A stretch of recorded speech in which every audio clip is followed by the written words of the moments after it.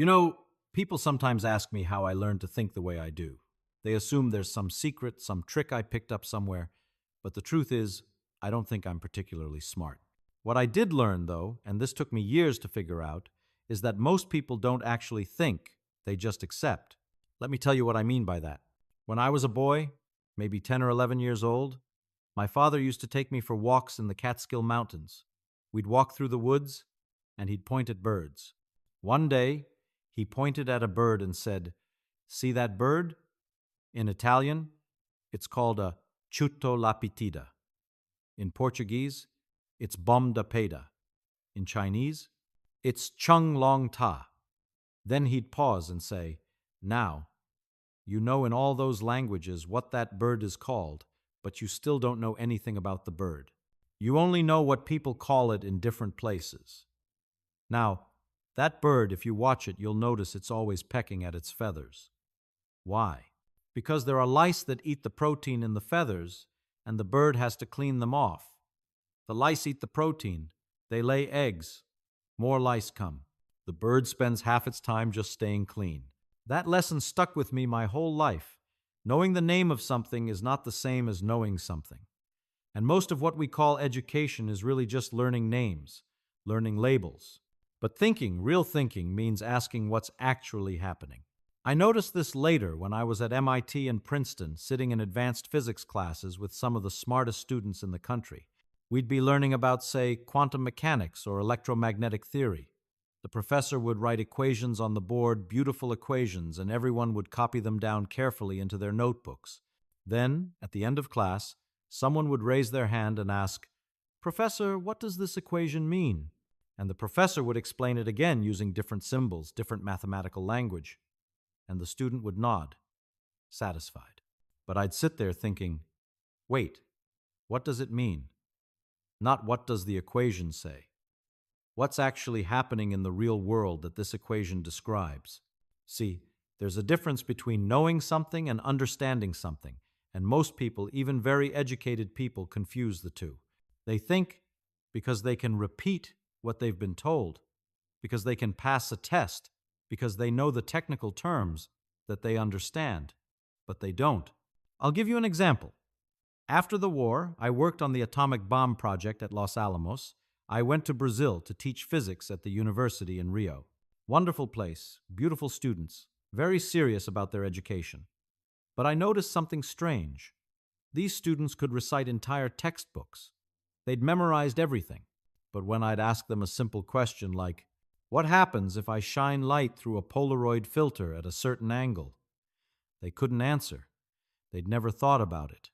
They only knew what the book said would happen, not why it happened or what it meant. I started asking them questions differently. I'd say, "Forget the textbook. You're walking on the beach, and the sun is reflecting off the water. Why is that reflection brighter from certain angles?" They couldn't answer. They didn't have the habit of thinking about the world around them. They had the habit of memorizing what they were told. That's when I realized something important. Thinking isn't a talent you're born with. It's a habit you build, and most people never build that habit because nobody teaches them how. So how do you build it? How do you train your brain to actually think instead of just accept? The first thing I learned to do, and I did this naturally as a kid, without realizing it was special, was to always translate what I was learning into something I could see or touch or imagine. When someone told me about atoms, I didn't just memorize, "Atoms are small particles that make up matter." I'd picture them. I'd imagine them bouncing around, colliding with each other. I'd ask myself, if I had tiny eyes and could watch atoms, what would I see? Later, when I was studying physics at MIT, I did the same thing with equations. People thought I was slow, because while they were racing through problem sets, I'd sit there, sometimes for hours, just staring at an equation. But I wasn't being slow. I was translating. I was asking myself, what is this equation actually describing? If I could watch this happen in real life, what would I see? Sometimes I'd even invent strange little scenarios.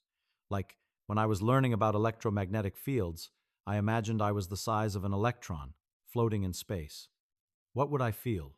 If another charge came near me, how would I know? What would push or pull on me? This sounds childish maybe, but it worked. because once I could see it in my head, I understood it. And once I understood it, I never forgot it. Here's the thing nobody tells you. You can't think clearly about something you can't visualize. And most people skip that step. They learn the abstraction first, the formula, the technical term, the theory, and they never bother to connect it to anything real. So it just floats in their head, disconnected, meaningless. And then they wonder why they forget everything a week after the exam. The second thing I learned, and this took me longer, was to always ask, why? Not just once, but over and over, like a child. Children are actually brilliant at this. They'll ask you why the sky is blue, and you'll say, because of the way light scatters in the atmosphere. And they'll say, why does light scatter? And you'll say, because air molecules are small and interact with light waves. And they'll say, why do they interact? And they keep going until you finally admit you don't actually know. We lose that somewhere. We get embarrassed to ask basic questions. We don't want to look stupid. So we just nod and pretend we understand.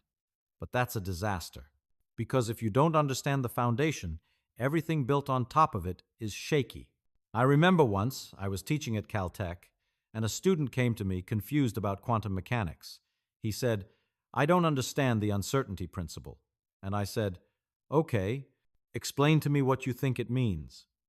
And he started reciting the textbook definition, something about position and momentum and Planck's constant. And I stopped him and said, no, don't tell me what the book says. Tell me what you think is happening. And he couldn't.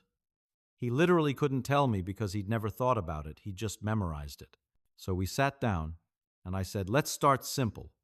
Forget quantum mechanics for a second. If you wanted to measure where something is like a ball, what would you have to do? And he said, look at it. And I said, right. And how do you look at something? And we went through it. Light bounces off the ball, enters your eye. You see where it is. And I said, now, what if the ball is really, really small, so small that the light you use to look at it actually pushes it when it bounces off? And you could see his face change. He got it. Not because I gave him a better definition, but because he finally thought about what was actually happening. This is the secret, if there is one. Don't accept anything until you can explain it to yourself in your own words, using your own pictures, your own analogies. If you can't do that, you don't understand it yet. And that's okay, but don't pretend you do. The third thing, and this is maybe the most important, is that I learned not to be afraid of not knowing. This sounds simple, but it's not. Most people are terrified of admitting they don't understand something. They think it makes them look dumb, so they fake it. They nod along. They use the right words even though they don't really know what those words mean. But here's what I figured out. The smartest thing you can do is admit when you don't know something. Because once you admit it, you can start actually learning it. But if you pretend you already know it, you're stuck. You stop asking questions. You stop thinking. I used to sit in seminars at Princeton and Caltech where some famous physicist would give a talk really technical, really advanced, and everyone would sit there nodding like they understood every word. And maybe some of them did. But I didn't always understand. So I'd raise my hand and ask a basic question. And sometimes people would look at me like I was simple. But you know what? Half the time, after I asked, 3 other people would come up to me afterward and say, thank God you asked that. I didn't understand either. The truth is, a lot of what passes for expertise is just people pretending.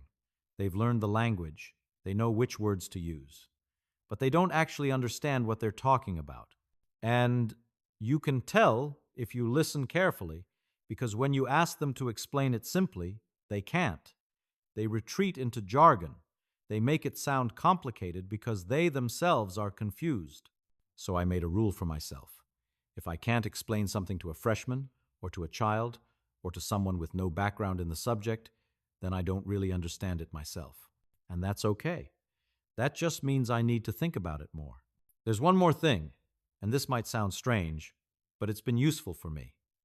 I learned to enjoy not knowing, to actually find it exciting when I encounter something I don't understand, because that means there's something new to figure out, something new to play with. When I was at Los Alamos during the war, we were all working incredibly hard, long hours, high pressure. We were building a bomb, after all, and I was getting burned out. I felt like physics had become this heavy, serious thing, just equations and problems and pressure. So afterward, when I went back to Cornell, I decided I was just going to play. I wasn't going to worry about doing important work or publishing important papers. I was just going to think about whatever seemed interesting. And one day, I was in the cafeteria, and some kid threw a plate in the air. And I noticed the plate was wobbling as it spun. And there was a blue medallion on the plate, Cornell's logo, and I noticed that the medallion was rotating faster than the plate was wobbling. And I thought, I wonder why. So I went back to my office, and just for fun, I worked out the equations. Why does the plate wobble that way? What's the relationship between the wobble and the spin? And it turned out to be connected to some deep principles of rotation and angular momentum. And that little problem, that silly thing I did just because it seemed fun, eventually led to work that contributed to my Nobel Prize years later. But I didn't know that at the time. I wasn't trying to do important work. I was just playing. I was just curious. And I think that's maybe the real secret, if I'm being honest. You don't force your brain to think like a genius. You just let yourself be curious like a child. You ask questions. You try to see what's really happening instead of just accepting what you're told. You admit when you don't understand something, and you keep thinking about it until you do. Most people stop themselves before they even start.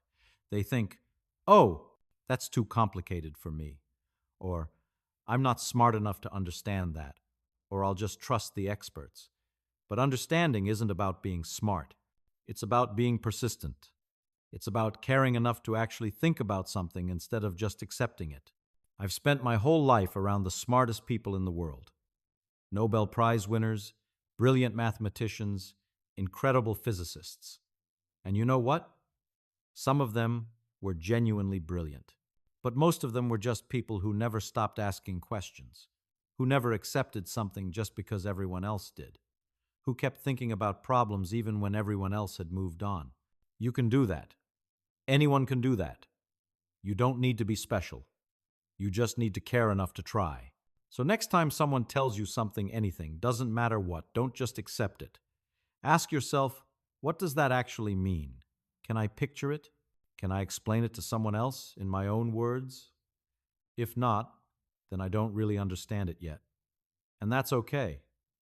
That's just where the thinking begins.